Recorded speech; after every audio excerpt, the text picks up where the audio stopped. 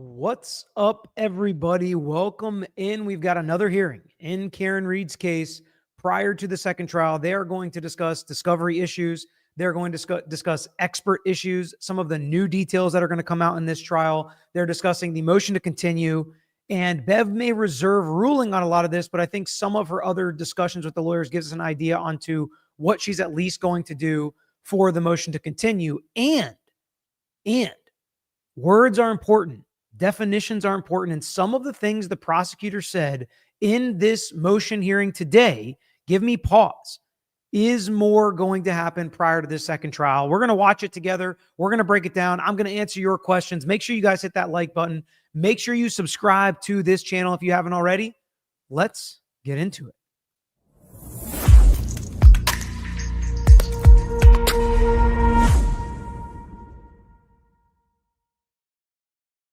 So this is Hank Brennan, the new prosecutor on the case, the special prosecutor on the case, a completely different look at it. You will notice who's sitting next to him, right? Let me show you who's sitting next to him. That's Adam Lally. So he is not out on this case. He is not refusing to work on this case. He's there in court. We will see if he tries the case. We will see if he handles any witnesses. I would assume he would, just as far as sharing the load and things like that. But it's really important how this defense attorney, right? He is the special prosecutor in this case, but he is a criminal defense attorney, former prosecutor turned criminal defense attorney, now special prosecutor, which is not that unusual for special prosecutors, not that unusual for criminal defense attorneys to have some prosecution experience in the past. I think it is so much better. And you're going to hear some of that in the discussion today, that I'm actually looking forward to this trial and seeing how different it is, because I think it's going to be very different from trial number one for a lot of reasons. But let's get into this hearing. Along with me is attorney Laura McLaughlin to my left, Good morning, Ms. McLaughlin. and attorney Adam Lally. Good morning, Mr. morning. Brennan. Good morning, Mr. Lally. Good morning. Good morning, Ms. McLaughlin. For the defense? Good morning, Your Honor. Alan Jackson on behalf of Good morning, Mr. Jackson. Good morning, Your Honor. Elizabeth Little, also on behalf of Ms. Reed. Good morning, Ms. Little. Good morning, Your Honor. David Yanetti for Karen Reed. Good morning, Mr. Yanetti. Good morning, Ms. Reed. All right, so we have a series of motions here. I expect we may be here a while this morning. It makes sense to me to start with the Rule 17 motions. So the first Rule 17 motion I have is the Commonwealth's motion for records from Verizon. But I do have a question for you, Mr. Brennan. Have the third-party record holders been served in all of these Commonwealth motions pursuant to Rule 17? Thank you, Your Honor. I understand the court might have a preference that I remove the podium. Would like me to answer. It's wherever you're comfortable, as long as we can hear you. I filed a series of Rule 17 motions, as I'm sure you're aware. I have not notified any of the third-party holders. I did not want to be presumptuous, seeing that I have not met the court and didn't know what the schedule would be for the Rule 17s. Oh, So I okay. filed these just to give everybody as much notice as possible. And my intention was to ask the court if we could set a date so that we could have these motions heard and hear the defendant's objections. Okay. All right. So I misunderstood. I thought they were on for the Rule 17 motions today. All right. So the record holders do need to be heard. I was wondering why. Rule 17 is discovery motion. So we read through some of the documents on one of our prior videos and discussed what the Rule 17 motions were, what the expert witness motions were. Basically, the important part of all this is they're working together. We're going to get an idea of how they're sharing things back and forth. We're going to get an idea of their working relationship. All of that is going to be part of this video and understanding how this is going to be different. We're not actually going to hear what discovery they're fighting about, or Judge Canoni make a decision on that. I did not hear from any of the parties other than I have the defendant's objection to Mr. Reed's records. But all right, so we'll get a date, and that date should be sooner rather than later to get notice out to all the parties. Yes, Your Honor. I'll note that we did file 2 additional Rule 17s last night. I don't know if they've been docketed. They have been docketed. I got them, and that's why I was wondering whether the record holders had in fact been notified. So, okay, so scheduling we'll do at the end of the hearing. Then I think what we'll start with after these Rule 17s that we'll put on pause, it's paper number 48. It's the defendant's motion for relief from the order to impound sidebar conferences. And before we begin that, is there an opposition to that from the Commonwealth? In part. Okay. So they're talking now about whether or not she is going to make the sidebars from the first trial available either to the public or to counsel, because right now they are sealed. Impounded is the same thing as sealed. We learned this when they talked about impounding the jury's names. They call it a little bit different there. But when they impounded the jurors' names after the trial, That just means sealing them. They did the same thing with the sidebars. Now, you may ask why. Why would they impound that stuff? Why would they seal that stuff? Well, maybe they were talking about some protected information. Maybe they were talking about some child victim information, maybe some juror name information. Generally speaking, they should be public, in my opinion. If the rest of the trial is public, the transcript is public, that should be public. The real reason that they go to sidebar and we can't hear them at sidebar for the most part is to be outside the presence and the hearing of the jury, not outside the presence and the hearing of the public, right? Because they're really should only be making legal arguments at sidebar. But you don't want to send the jury out every time there's an objection, right? So if there's an objection and we're going to argue about it and the jury has to leave, that's incredibly annoying. If you think just having sidebars is annoying, imagine if the jury had to leave every time. And guess what? I had to try a case like this and it was miserable. And if you ask me, Peter, why did you have to try a case like this where the jury left every time? That makes no sense. I agree with you, but it was during COVID. So we had masks, we had, the plastic stuff blocking us. We couldn't even go up to the judge's bench. So every time we had an objection, we had to argue. They had to send the jury out into the hallway and bring them back. Very difficult. But generally speaking, the sidebar conversations should be public. So I hope eventually they become public. Will it happen now? I don't know. But that's what they're arguing about when they talk about these sidebar conversations. All right. Have you spoken with Mr. Yanetti about what part that is? I've spoken to all the attorneys numerous times. I think we're very clear what each other's position is. Okay. All right. Why don't you, all right, Mr. Yanetti, do you want to be heard by starting with the whole motion or what? I think we can short circuit this, Your Honor. Our suggestion, I think it's a joint suggestion to the court, is that the sidebar conferences be unsealed solely for counsel at this point. Mr. Brennan's at somewhat of a handicap because unlike the defense team, he was not present at sidebar. He does not know what the conferences were about. And in fairness to the Commonwealth, we've agreed that it just be released to us, and then Mr. Brennan can decide if he has a further position regarding unsealing it more than that. Okay. All right. That makes sense. Have you spoken with? Completely plausible, right? It's like, Judge, we know what happened in sidebar because we were there. Lally knows, but Brendan doesn't. So Brendan can watch the trial, but he's going to need to read the sidebars because you can't hear the sidebars at trial, and it is what it is. Trogger asked, Peter, how much longer did it take to try the case because the jury had to leave every time instead of the sidebar? I would say at least half a day longer. So it was a 5-day trial. We probably could have got it done in 4 days, but really the only thing we did on Friday was close. So it was like less than a half a day. We did closings and they deliberated and came to their verdict. But I would say we would have been able to finish it easily on Thursday. So I would say at least a half a day. But when you're only talking about a 4 or 5 day trial, that's a pretty big percentage. Ms. King about how long it will take to get these transcripts? My co-counsel has spoken to her only. Which co-counsel? Mr. Jackson. All right. What do you have to say about that? How quickly can she get them? She works extremely expeditiously, but she has not started them. To my understanding, there's 3 reporters who probably would split the work. Right. And she said that she could get started as soon as there was a court order suggesting that she do so. I would imagine, given what we've gotten so far, we're talking a couple of weeks rather than a month or 2. I think we could probably get something within a few weeks. Okay. 2 to 3, I would guess, just based on my experience with Ms. King. All right. Even though it's just for counsel, do you intend to have, are you asking me to unseal the sidebar conferences with the jurors? Just for counsel, yes. I would imagine that when we get to the second stage of this, those would be in a different category from the legal rulings at sidebar unrelated to jurors. All right. All right. Thank you. If I could be heard briefly. For sure. Thank you. Regarding non-juror information, I'm in full agreement with.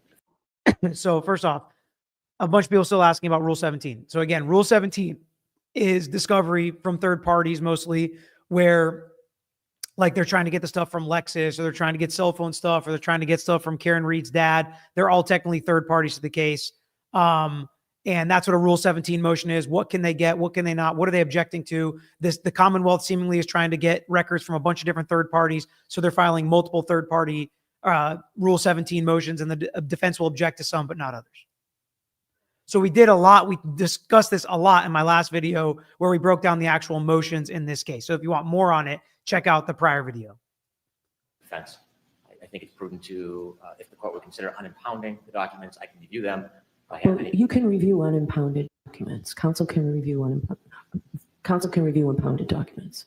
Then I'll begin that task. And if there's any concerns, I'll note them. If not, then I would have no concern about releasing them outside of protective order. The juror information stands in a different posture, in my perspective.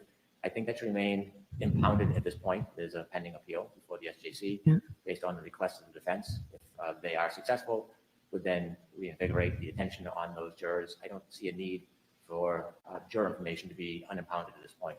All the other information, I don't have the same concern. Okay. All right.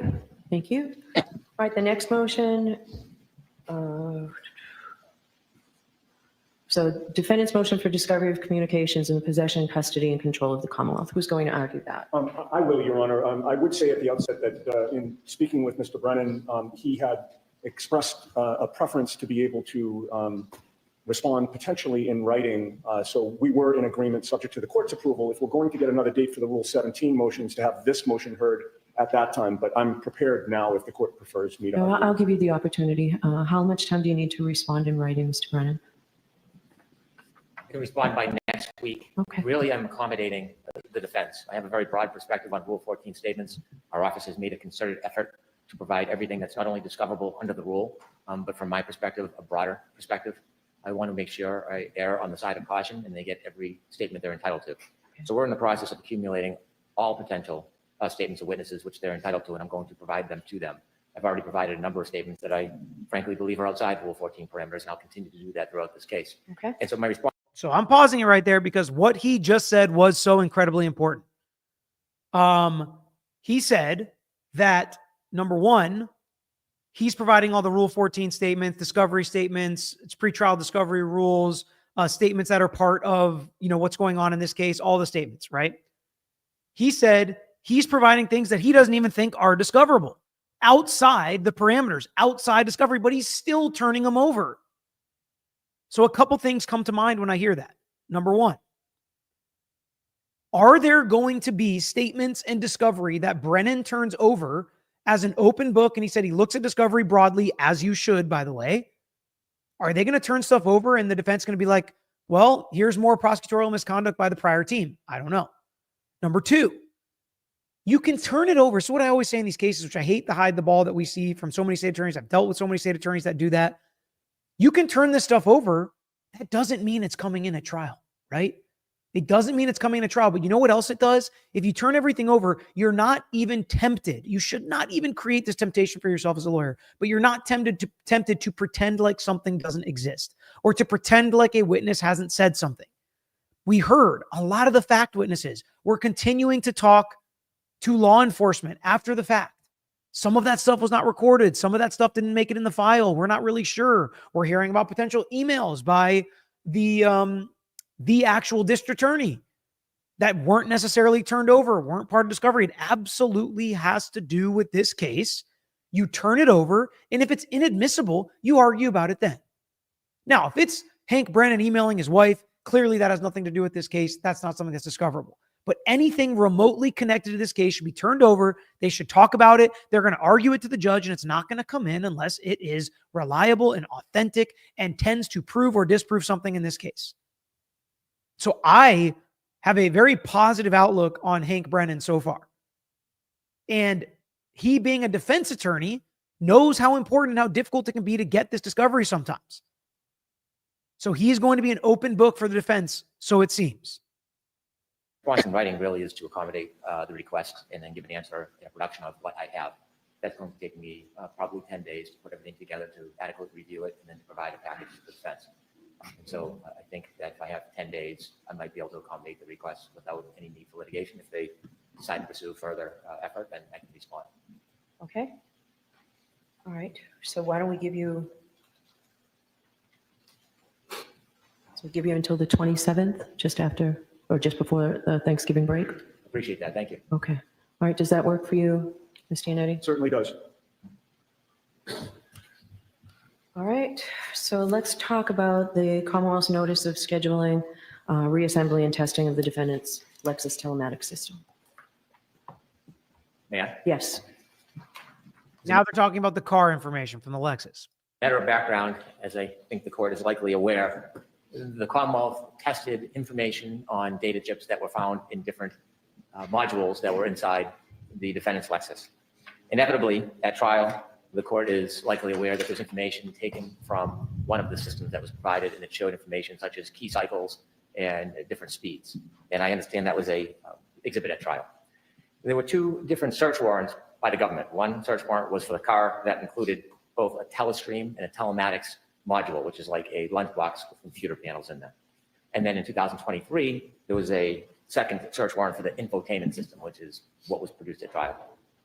I hired an independent expert, and in the independent expert of the information, what he realized is that the information taken from the informatics manual and the information taken from the telestream manual had some irregularities.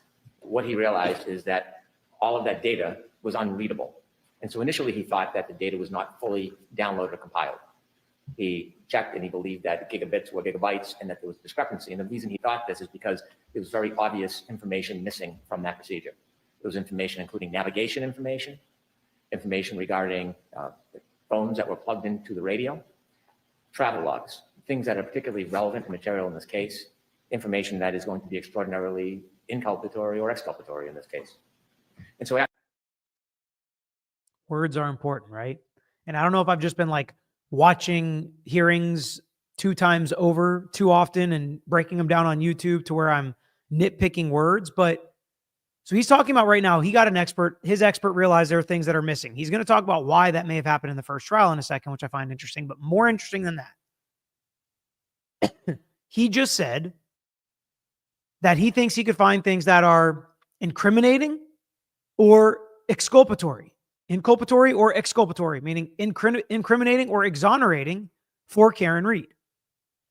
So what does that mean? And why would he say it with regards to the Lexus download?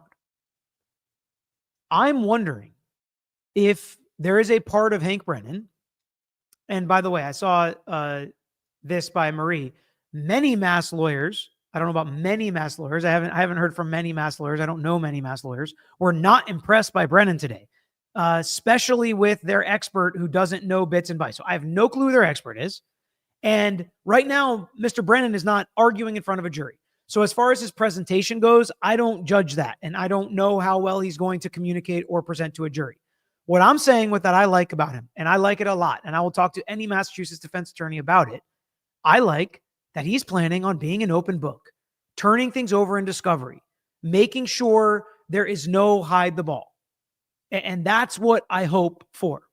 And as part of that, he said that he's going to look for inculpatory or exculpatory evidence on this Lexus. So what can that mean?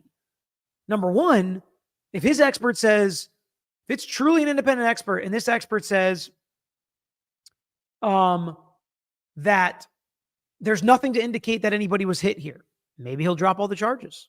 That would be exculpatory, right? Or if his expert says there's nothing here that proves that it was intentional, it was completely negligent, completely an accident, there's something in the Lexus download that shows she didn't mean to do this, right? I don't really know how that would come from this Lexus information, but they tried to use the Lexus information when it started, when it stopped, speeding up, slamming on the brakes, when she got here, got there, etc. They tried to use that to prove intent the first trial.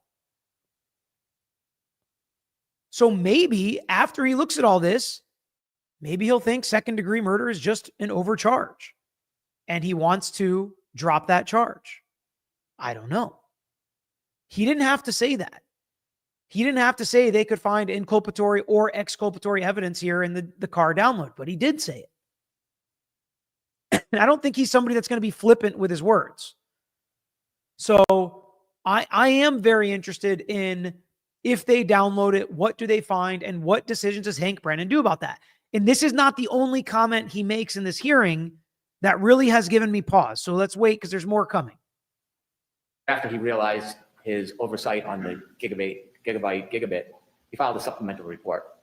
And what we learned is not only was the chips that were taken from the telematics and infotainment systems and downloaded were read with the wrong reader. So that way the information was not available. Also in the the infotainment system, there were actually 3 boards, not 1, only 1. By the way, there's an obvious reason why he could have said it, right? So I'm hoping that he really means it. But in reality, he could have said it so that the judge is like, oh, I'm going to let you look at that then, because we want you to find something if it's exculpatory. And that's just another argument in favor of letting him download all this stuff. But I hope it's not for that reason. 1 was taken out. So there is a plethora of information on these chips that has not been downloaded that's relevant to this case. And so we provided notice to the defense that our intention is that we are going to test this information that we have in our control and that we have a search warrant for. And my effort was to give them notice so they could have an available expert. So my purpose really was not to ask for the defense's permission. Rather, it was to notice them, this is what we were going to do. You can see from my motion, I asked to do it within 14 days. Having recently arrived at the case, it was important for me to prioritize Rule 17 motions and new experts so that they could have adequate notice.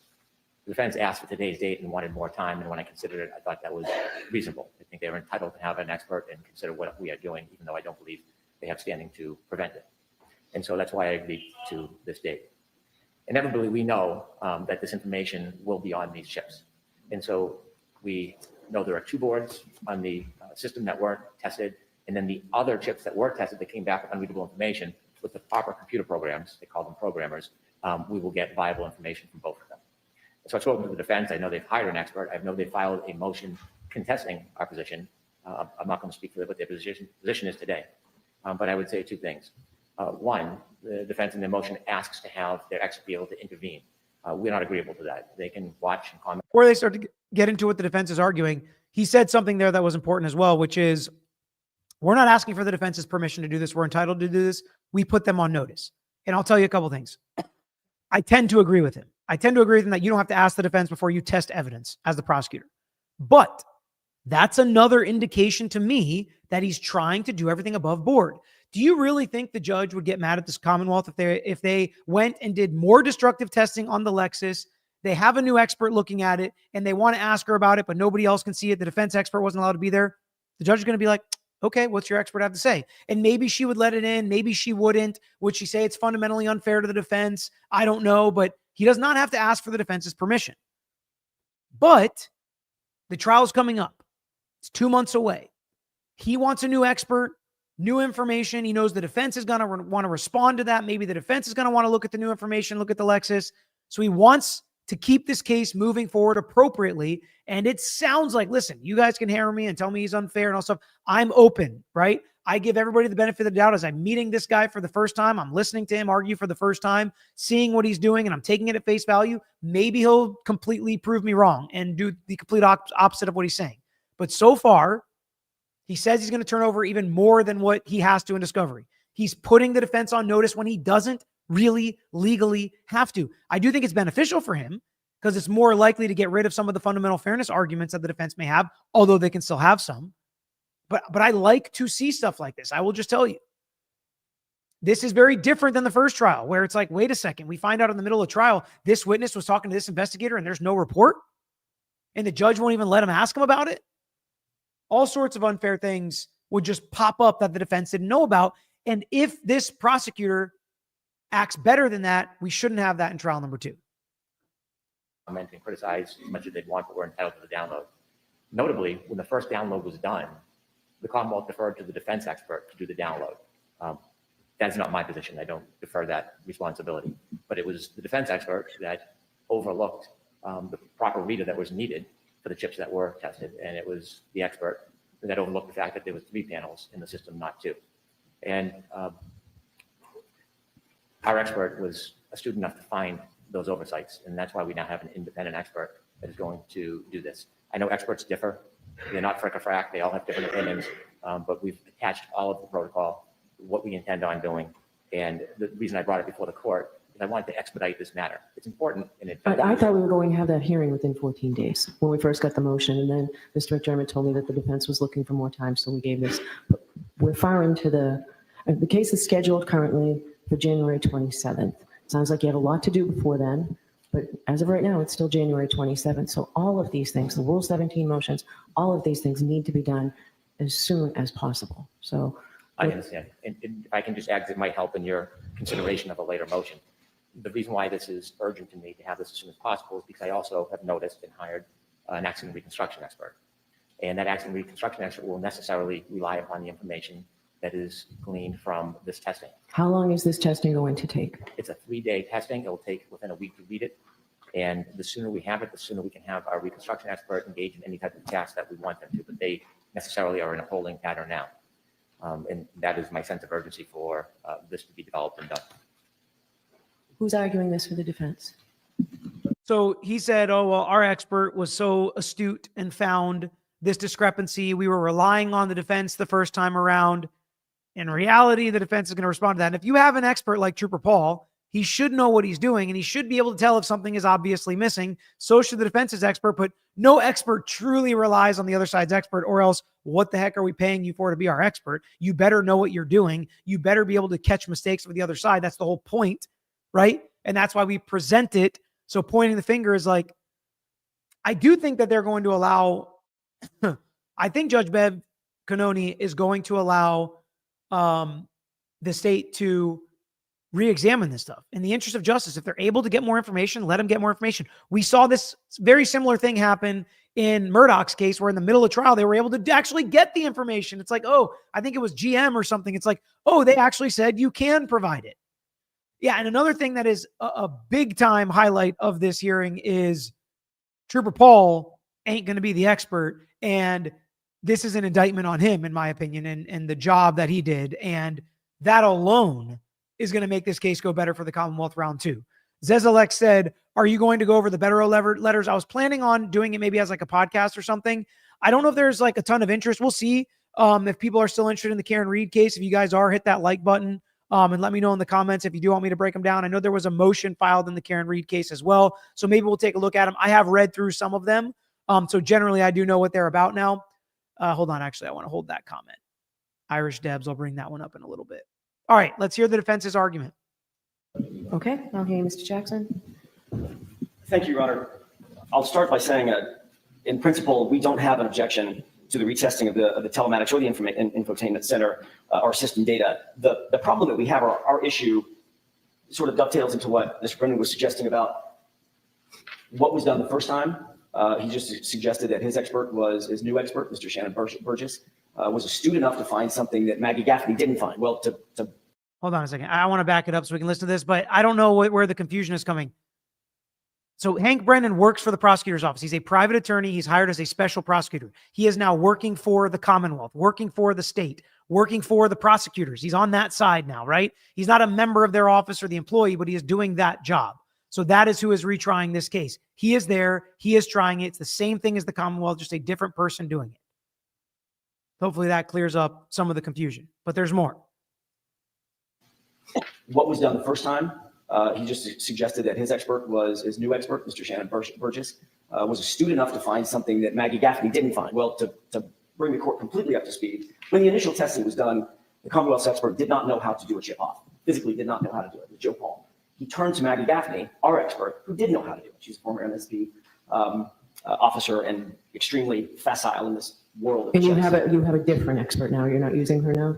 Well, we may use her, but we have an additional expert who specifically works, Mr. Sorga, specifically works in chip-offs and chip-ons. That physical procedure of moving chips on and off the boards. It's a very technical procedure. It's a very skilled procedure. He knows how to do it. He's got an extremely long resume, having done this kind of work. I read it. We're bringing him up to speed in order to sort of engage it in some oversight and some observation. I don't have a principled objection to doing the retesting. What I have a problem with. He took some shots at Trooper Paul there. He's like, what happened was they were looking at it, my expert and him, and he had no clue what he was doing. So he had to ask my expert how to do it.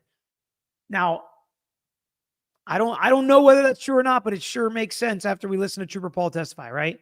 And that stuff, Bodie, I wasn't yelling at you. Sorry. I was trying to answer your question to make sure you weren't confused. I hate when people are confused in an hour-long video, right? I don't want you to sit through a whole hour being confused. So hopefully now at least the last half, it makes more sense. I didn't mean to yell. I apologize. But listen, when it comes to Trooper Paul, I think that's a great thing for the state that it's out.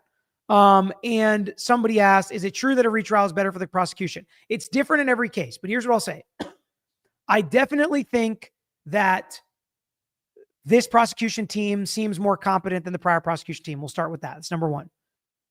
Number two, I think if he's going to get new experts, that's a plus for the prosecution. Number three, if it's going to be shorter, more streamlined and tighter, much better for the prosecution. And number four, they know what the defense's arguments are. They know what the FBI experts are going to say. So that's another plus for the prosecution. Here's what I'll say for the defense. If the evidence is the same and the FBI experts testify the same, they have an opportunity, in my opinion, to fine-tune their argument as well. I'm not going to say that they should or tell them what to do or anything like that. If it were me, because I thought reasonable doubt was the stronger argument at trial, whether or not people, including the defense and the defendant, believe that John O'Keefe was injured and left to die inside that house, I think that is a very difficult thing to prove, especially when you're the defense attorney and you don't have cops on your side and you don't have investigators and you weren't there the day this happened. You don't have the same resources that the state has to go and prove a crime was committed.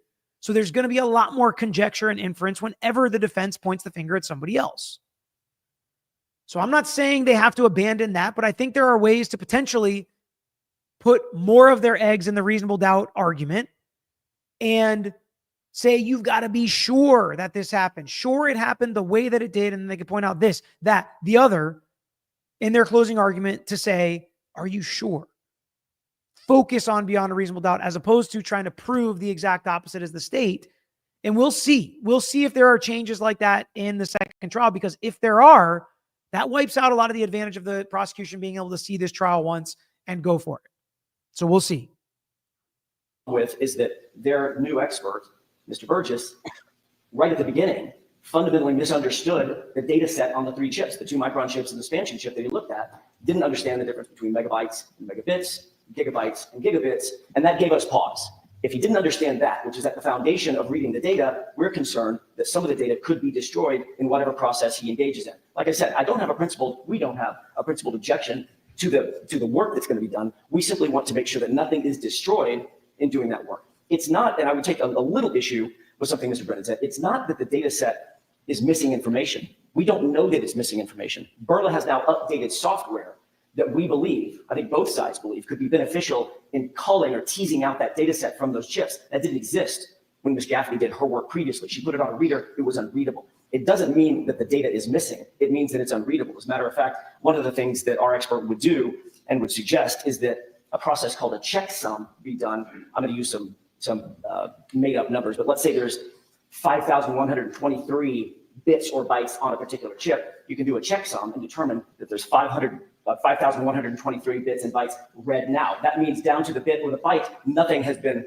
altered, nothing's been changed, and we know that we're dealing with the exact same data set. That checksum would be the first process in doing the additional reading. Then they can go back and use the additional Burla software to see if the data set could be read.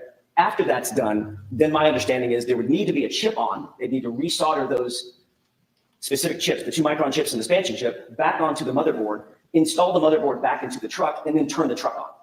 That's the process that I understand. My only request is that our expert, obviously, given his expertise and his knowledge of this information, he should be there to observe. And the only caveat to that is if he makes a determination, working with Mr. Burgess or observing Mr. Burgess's work, that what's about to happen is destructive to the data on the chips, we would ask gently, and I don't think this is much of an ask, that he be allowed to interpose his objection to moving forward, contact both counsel, both parties, and if need be, present his objections either to us to resolve it or to the court for intervention. That's all. I want the work done, but I want to make sure that the data set that is on those 3 chips or additional chips that are read is never destroyed or in peril of being destroyed. That's all. All right. Any response, Mr. Brennan? All right. So I do think, David Reese said it was Gorino, not Paul, who extracted the infotainment center. So I don't remember exactly who extracted it, but I'm pretty positive Trooper Paul was the one that used the information from the infotainment center to explain how he was hit, how his body moved, how the car moved, things like that. That was really not good. Was really not good. I would love for you to cover the Better letters, maybe have him on as a guest in the podcast. He is great. I will see. We'll see if it's what you guys want, then that's what we'll do. That's how we do. That's how we pick the guests and the content here. Static Up. Why would Brendan take this at $250 an hour, capped at $75,000? That's shockingly low for trial. That is a probably small percentage of what he would actually charge to try this case as a criminal defense attorney. But maybe he thinks it's the right thing to do. Maybe he has a relationship with somebody in that office. Maybe he wanted to help somebody out. I don't know the answer, right? Do we always know the motivations of why people do things? No. And I don't know the answer to this question. So Jackson there was arguing a couple different things. On one hand, he was arguing his expert was going to observe. On the other hand, he said he was going to work with the Commonwealth expert. And then on the third hand, he said he is going to observe and then object if he thought something was going to be destructive. Number one, destructive testing is not outlawed. I don't love it, but it is something that has to be done sometimes. And if it does happen, it creates a situation where you can cross-examine an expert. You did this testing and it destroyed the evidence. So my expert wasn't able to do X, Y, and Z. You destroy this evidence during your testing. Is that really supposed to happen? And you can create some doubt because of that destructive testing. We saw something like this, I believe, in the Baldwin case, where the experts did destructive testing with the mallet. It didn't really seem completely necessary in that case, but regardless, that's what it can look like. And destructive testing does not automatically mean something is out or that it was inappropriately tested. So from my perspective, Jackson's asking for a couple different things, and they need to hammer out exactly what his expert is going to be able to do during the extraction and testing of the infotainment information again, which it seems like everybody's on the same page is going to happen. We just don't know when. The defense expert would not be working with Mr. Burgess. He'd be observing Mr. Burgess. The defense expert has no In fact, let me clear something up. Defense expert is not working with my expert. He's going to observe my expert. So he answers it right off the bat. role in this testing. There is no inherent risk that Mr. Burgess is going to destroy something unnecessarily. This is potentially destructive testing, just as it was the first time. Fortunately, the information was not destroyed the first time, so we can access it again, but it's potentially destructive testing. The defense is not entitled to veto power during the process. That will delay things. It has no role and no purpose in it. And so inevitably, Mr. Burgess is well qualified. Mr. Burgess is competent, and he is going to test these ships and provide the information to the defense. They'll get an exact copy. The idea of checksum, there's no mystery to these words. There's a protocol that's followed where they use the old software that was ineffective, and they test to make sure it's the same amount of data that's unreadable. And after they confirm that nothing has been moved or destroyed or tampered with, then they bring in the right programs, the right software, and they'll be tested properly. They'll provide the information that will be available to both us and the defense. He's not wrong in the fact that it would cause pretty extreme delays. And as you already heard, actually, as we're going to hear, I think, the expert is not exactly readily available where they can just show up and do it for an hour and then, oh, Zach Morris, timeout. I've got an objection. I think you're going to do destructive testing. We've got to get the lawyers on the phone. If they don't agree, now we got to get in front of a judge. The judge is going to have to make a call. The expert's going to have to come again to take a look at this. It takes a lot of time, a lot of money, a lot of resources. So that's not the best way to set it up. If the expert's allowed to test it, let them do their testing. If it becomes destructive testing, we'll deal with it when it happens. It's not good. And you can object to destructive testing, and the judge can say, you can do testing, but not anything that's destructive, and it may limit the testing that you're able to do. But in reality, being observed by another expert who can stop you at any point that they want to is not ideal. All right, so if I act on this motion quickly, because there isn't a basic objection to it being retested, when can they begin, Mr. Brennan? Your Honor, I spoke to my expert this morning, and I asked him for a schedule when he could test. I told him I'd like it as soon as possible. We didn't finish the conversation. What he told me is December 2nd or 3rd. I told him that would be inadequate. That's too far out. There's your answer. He's not even available till December 2nd or 3rd, and he's really trying to push him to make this happen sooner. Want it done before Thanksgiving because time is of the essence. And I think it really develops everything else that will happen in this case as far as other experts. So I need to resume my conversation with my expert, encourage him, and insist that we make some changes in schedule. So I can't give an exact date because that conversation wasn't what I was expecting, but I don't think we can tolerate waiting that long. Okay. All right, this one I will act on very quickly. All right, so I think that just leaves us with the motion to continue. I know it's a joint motion, but I need to hear from both sides as to why I should do that. Mr. Brennan. We know there was a joint motion to continue the last trial, and Judge Beverly Cannoni denied it. I was shocked. I was like, wow, that almost never happens. And I think everybody paid for it, right? Nobody, especially the prosecution team, was not ready for that trial to do it right. And that's what Hank Brennan is going to hammer, to do it right, to do it quick, to do it tight, to only present what's relevant. We have to continue this trial for just 2 months. We're not asking to continue it for a year. Brennan? Can I begin? Yes.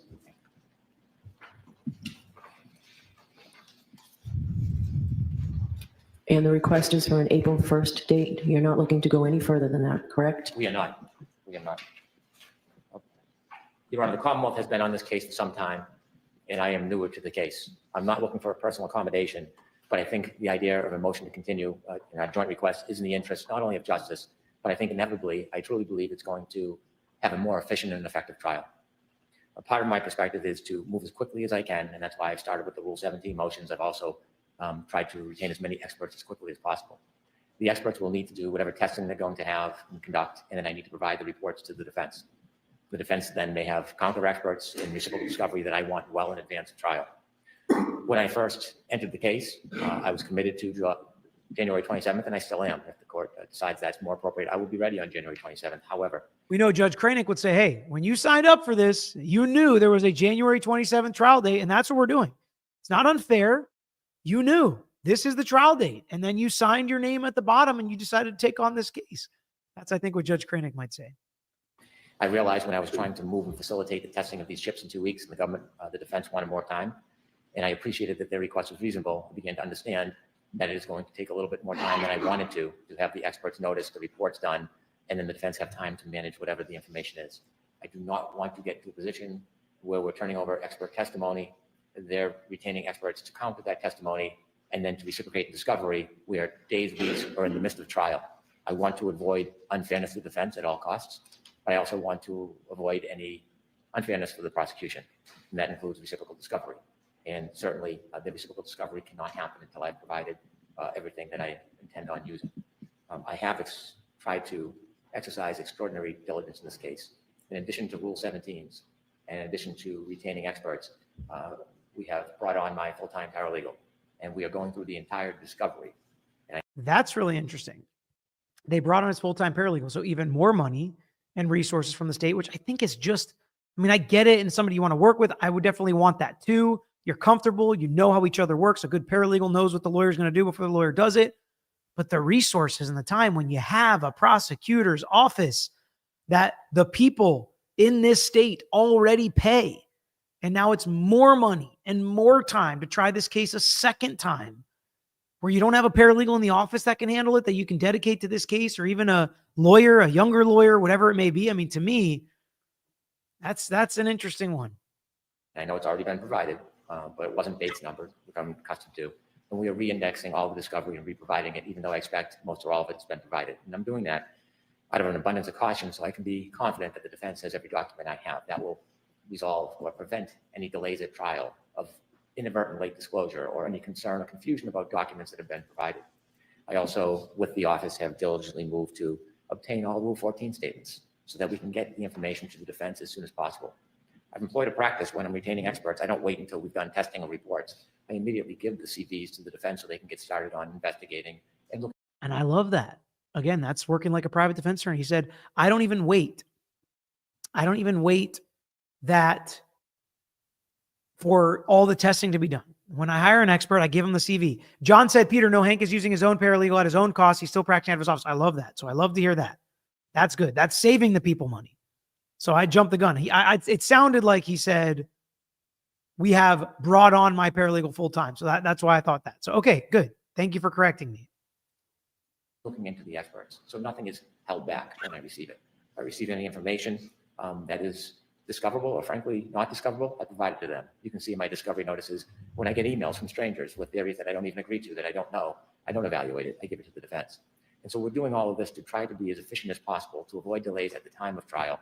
And it will allow me, when I evaluate this case, which I'm still in the process of doing, of reducing the witness list substantially. And so he said something there. Thank you so much, Mark O. I try. I mean, I try. I think a lot of people try to be unbiased and try to look at it fairly. We all, I think, aspire to that. Irish Deb said, Peter, what do you think about HB saying he's still considering the case? And I think this is what you were talking about when he said, I'm still evaluating the case. Do you think he hasn't fully committed yet to going to trial? I don't think that's the case. But when he says, this was the other thing I want to talk about, I'm still evaluating the case, to me means we're not really locked into anything. He said he's going to reduce the witness list substantially. That's a godsend, right? So we have a lot less witnesses, maybe less charges, right? I think that there is a potential for that. Not going to guarantee it. It's probably less than 50-50, but I don't think he would take the case if he wasn't going to go to trial on it. I think theoretically it's possible that he's going to drop all the charges. But I think that would be a real shocker. I do think if he found evidence that she just was innocent, that he would do that. I hope he would do the right thing as a, member of the bar. But I think he could look at all this stuff and be like, no, we can only find and prove a negligent act here, that she didn't even know she hit him, but she hit him and he died. And that's what we're going to go forward on. And I think that's possible. And the fact that he's still open, he's still evaluating, from my perspective, there is a chance for that. What do you think about the new special prosecutor having not watched the trial? Judge C suggesting Alan Jackson take the red eye was blunt, LOL, don't you think? So the second part is going to come at the end or later on, which we'll talk about. And I got to be honest with you, I've had lots of judges say, well, can't you just do this, Mr. Stragos? Can't you just drop your kids a little early that day, Mr. Stragos? Can't you just ask somebody else to do that? Can't you get an associate in your office to do this, Mr. Stragos? They'll say stuff like that. They make suggestions all the time to make their timeline work. But I do have some thoughts on him watching the trial. I want to save it till we hear that part. Lucy, Peter, how do you separate emotions of lawyering and personal life? I've been trial trauma dumping on my friends and husband, and it's affecting them negatively. How do you process the emotion? So what I would say is I try to keep it as separate as possible, number one. I also it's a mental, not mental gymnastics, but like a mental discipline that I try to focus on as much as I can, because I can get negative sometimes and I can be frustrating and just be stressed and let stress take over in life. I try to focus on all the good things in life, all the blessings in life, right? Where you talk about your family and your friends and your business and the work you get to do, and you get to help a lot of people. Even when it goes bad, you do your best. And, I think about YouTube and talking to you guys and how fun it is, how much I enjoy this, how much I learn from this, how crazy it is that I get to do this so often and it's turned into what it has. So that's really what I try to focus on when I go to my life part of my life as far or outside of work. And I'll talk about certain things of the case, like, hey, I'll do some focus group stuff when it gets close to trial, but I very rarely talk about work at home. I very rarely bring it up. I like to focus on home stuff, right? Kids, school, work, events, church, movies, sports, whatever it is that we're talking about and doing. I try to focus fully on that stuff and not try to have my mind be elsewhere, because I struggle with that sometimes where my mind is in a million different places. Sorry, that question maybe got us a little off track. But let's get back to what he was saying. I got a little off track with that one.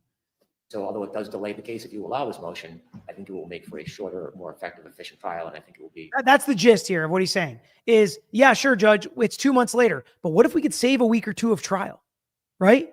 Overall, maybe it's only going to be like a month later that this trial actually ends, even if we kick it forward 2 months. Importantly, more fair to the parties involved. And that's why I ask you to consider that continuance. I do not expect that we come before you and ask another continuance. If something cannot get done in time with an expert of my choosing or that I would like, I appreciate I won't be able to use that expert.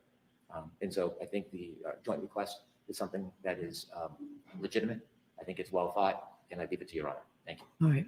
Who's going to argue this for the defendant? I will, Your Honor. I'm not going to belabor the point. I mean, not surprisingly, in a joint motion, I agree with the argument made by Mr. Brennan. You've heard that there will be new Commonwealth experts. There are no reports yet. There have been no disclosures. No forensic testing has yet taken place. And the time frame, according to the motion, is somewhat unclear at this point. Clearly, once testing is complete, disclosures are made, we would have the right to consult with our experts and potentially employ additional experts depending on what the testing. Have you been working on that, though, in anticipation? We have. Okay. Yes.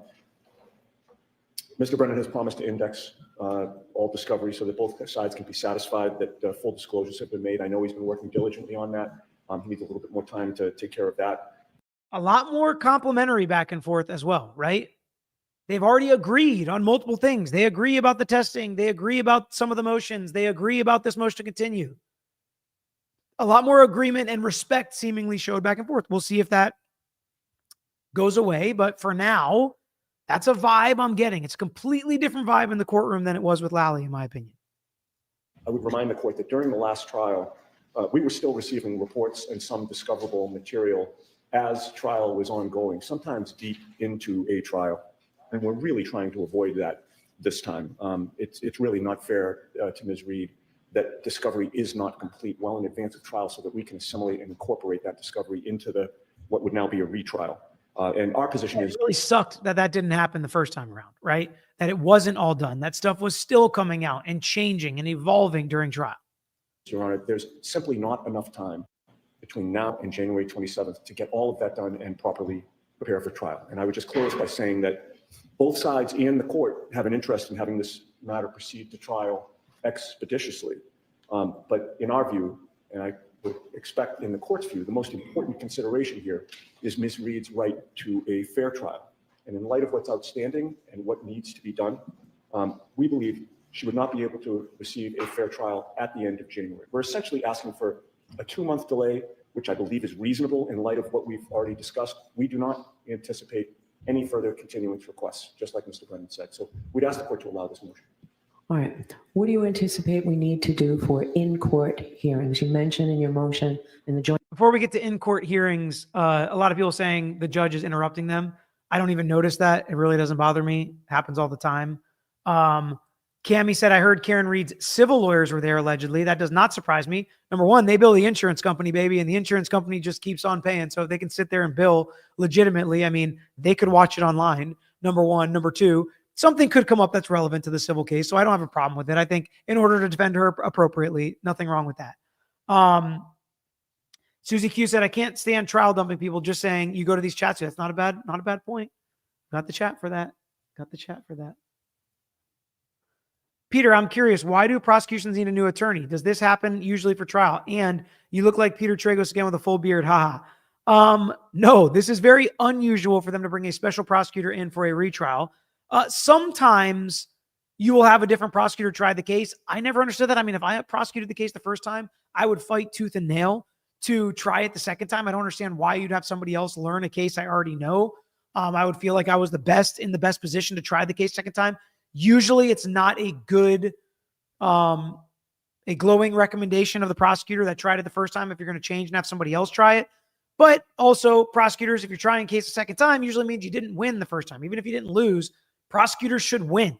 They win the vast majority of the time, right? They almost always win these cases. So when you don't, and you look at why you didn't win, maybe you look in the prosecutor becomes a reason for that. But in the majority of cases I've been dealing with or I've ever dealt with where there is a retrial, it's almost always the same prosecutor. Freedom Ring said, I turn over emails from strangers, Diggett, Morrissey, and Mello, who didn't turn over texts from witnesses until requested in discovery. That's what I'm saying. There was anything but full transparency and being out in front of discovery and making sure everybody's on the same page. There was anything but that the first time around in this case. So that's why I'm happy that I hope it is happening. And I think if it wasn't happening, we'd be hearing from the defense a much different tone than we're hearing so far. They have not said, no, you haven't. They have not said, we've asked for this stuff. You haven't given it to us yet, at least. And they've been working with them for a little bit now. Joint motion, a Daubert hearing. How many dates are we talking about? We already need a new date now for Rule 14, for the Rule 17 motions that we have. So we need to start moving forward with all of this. Is there going to be a Daubert hearing, and who is the witness that you anticipate a Daubert hearing on? I'd like to get that on our schedule now. We have not yet drafted the motion, but I just thought the government at trial called a expert regarding a dog bite. Forgive me, I haven't watched all of the trial. No, that's fine. All right. That expert I did not believe followed the proper methodology or had the expertise to make. All right. Does the defense intend to call Dr. I've forgotten her name. Dr. Russell. Dr. Russell, do you intend to call her again? I expect that she will be on our list. All right. So why don't we set a Daubert hearing sometime in December? Does that give you enough time, Mr. Bryan? It does, Your Honor. So they're going to set a Daubert hearing in December. So a Daubert hearing, in case you guys don't know, which you guys probably know by now because we've talked about this on other cases, but just to give a quick recap, is when you challenge an expert, specifically their expertise, that either what they're testifying to is not an expert opinion, it doesn't help the jury, it's not a special circumstance that they need to help the jury, a common lay person could testify to this, the way that they tested it or whatever it is they do is not actually expertise or expert opinion, it's not testable, it's not provable, it's not peer-reviewed, it's not replicable, whatever it may be, the objections that you try to block expert testimony or an expert witness. Okay. So if we're going to do that in December, to me, let's say Judge Cannoni strikes an expert. Well, then usually you have to have time to get a new expert depending on the reasons she strikes that expert. Or let's say she allows that expert. Then the defense or the other side, if it's the defense's expert, the prosecution may need to get an expert to rebut or respond to that. Then there may need to have another Daubert hearing. So the fact that we're going to have a Daubert hearing in December, and she's not saying we got to do this next week or even in 2 weeks, that leads me to believe that she is leaning towards continuing this case. The way she's not putting pressure on them to schedule everything right now, the way she's even reserving ruling on a lot of these motions, to me, I'm not feeling like she's putting the pressure on them to be done by January 27th. Let's not forget, we have Thanksgiving, we have Christmas, we have New Year's, we have Hanukkah, we have all the stuff between now and January 27th. That's going to take time. People are not going to be available. Witnesses, experts, the court, personnel, the lawyers are not going to be available. I am getting the feeling she's going to grant this motion to continue. No guarantees. Okay, so why don't we set a Daubert hearing? I know you'll have to fly her in, but why don't we get a date now in December for that? Does the court anticipate that being a different day than the date we're going to set for the Rule 17? Rule 17, we're doing as soon as possible. We'll do before that date. Understood.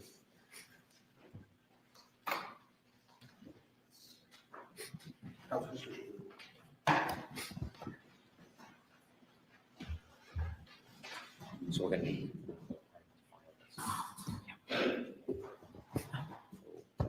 Maybe we can have a file.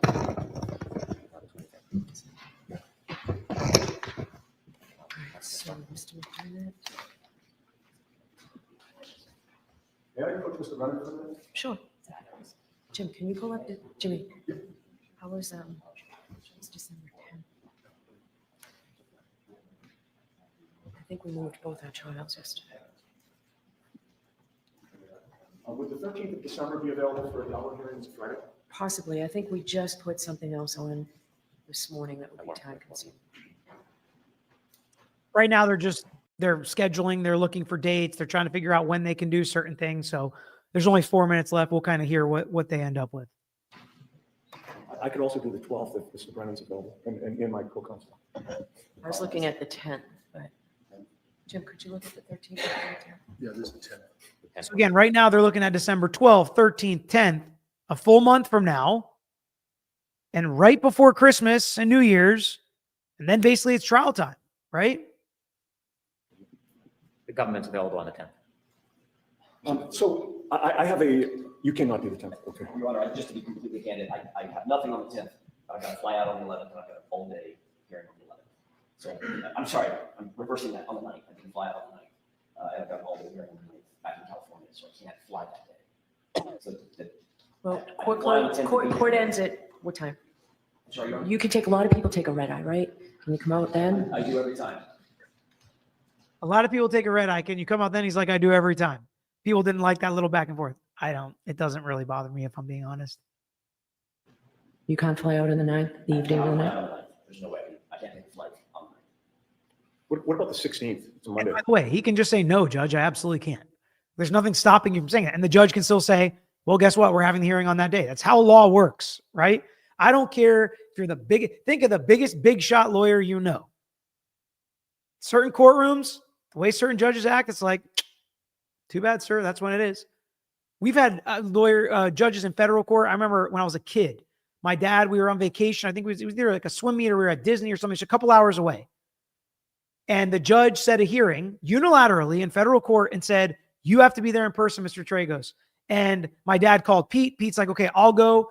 Pete goes up there and the judge says, I'll wait. I said, Mr. Tragos has to be here in person. So my dad left our vacation, drove 2 hours to be at the federal court hearing because the federal court judge said she was going to hold him in contempt if he didn't show up. It's just how it happens. We're fully booked that Monday and Tuesday. Let's stick on the 13th.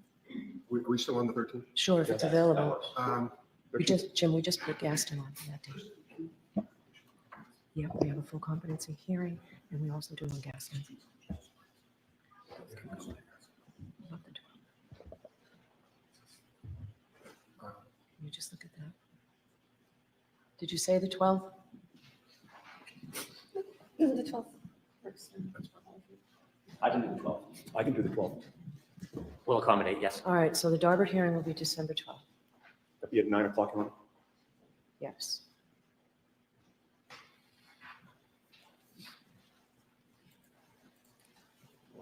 All right. And those motions to be filed on the 27th. We'll get a date on that in just a minute. When are you available for the Rule 17 motions? How about November 26th?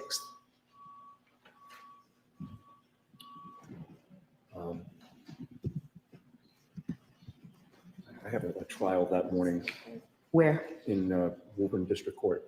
To the extent that the court would give me a protective order, I can. Or tell them that you have a trial here, and if I need to speak to anybody, I will. Okay, appreciate that. We're not a trial here with this motion hearing. Okay. And that happens all the time too. I'd like to do it as soon as possible to get those out, get that moving. Thank you.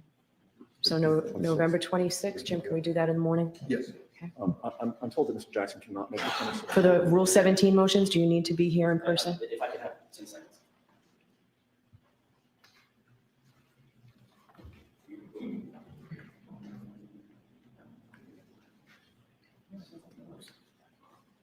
During this moment, if I could just alert the court that there is one additional Rule 17 I'll have filed by Friday. It is similar to a number of. File it and send notice immediately of the date. May I inquire, do I send notice on behalf of the Commonwealth or does the clerk's office send?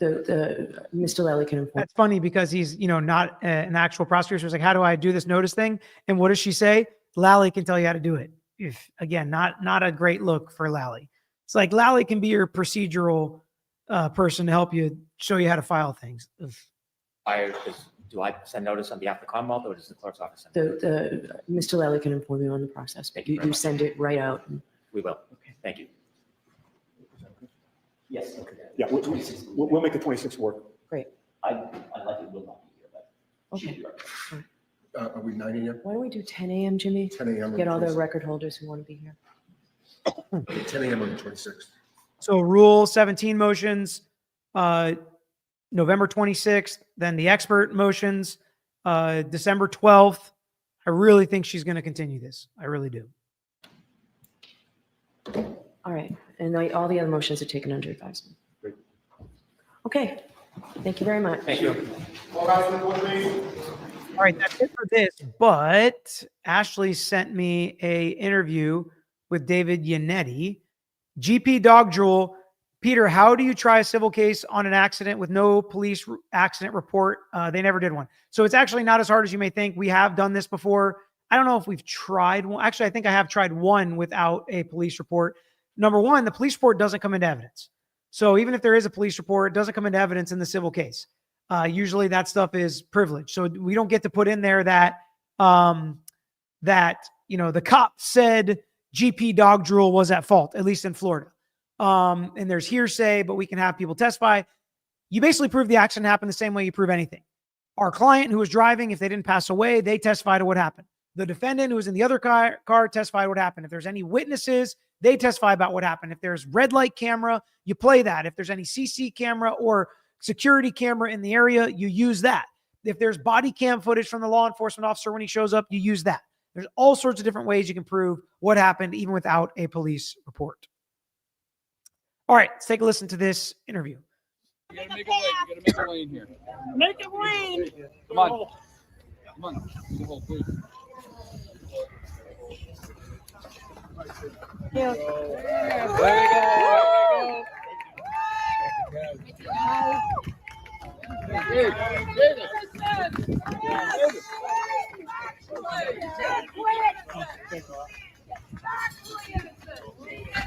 Keep going, folks.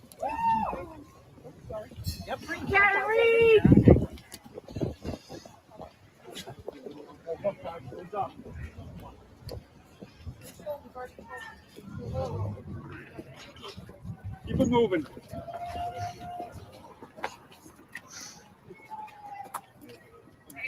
I was told this was an interview at least. We'll see if there's anything here.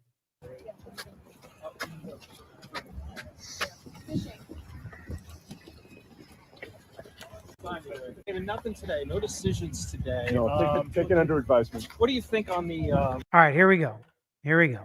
David, nothing today. No decisions today. No, take it under advisement. What do you think on the delay of the trial? I mean, since both sides won it, it seems to be a lot. I would expect it would be granted. I don't want to speak for the judge. I mean, it's completely her discretion, but I think it just So he's expecting it to be granted as well. The motion to continue, I believe, is what he's talking about. makes eminent sense. And I think that given both sides really want it and believe it's in the interest of justice, I think that will likely occur.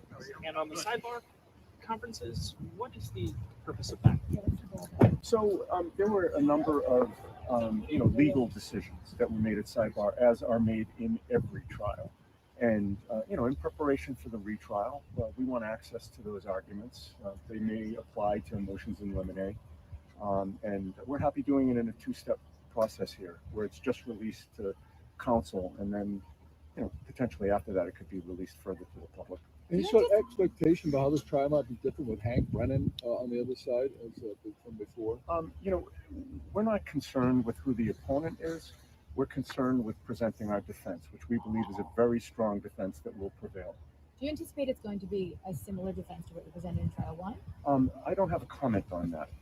I will say that, trial number one, we did get an education, and hopefully we will be using that education to further our strategy. Mr. Brennan said he expects viewers To further our strategy. He didn't necessarily say change it, to further it. Definitely sounds like something's going to change. They definitely are a little coy with this. They definitely seem confident. Doesn't seem like they're scared of Brennan. I wouldn't expect that.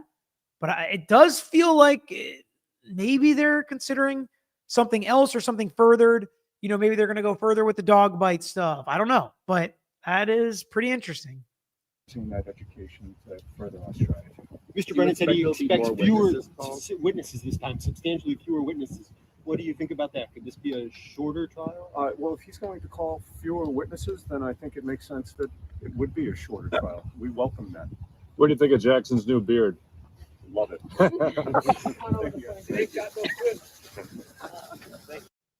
What do you think of Jackson's new beard? Love it.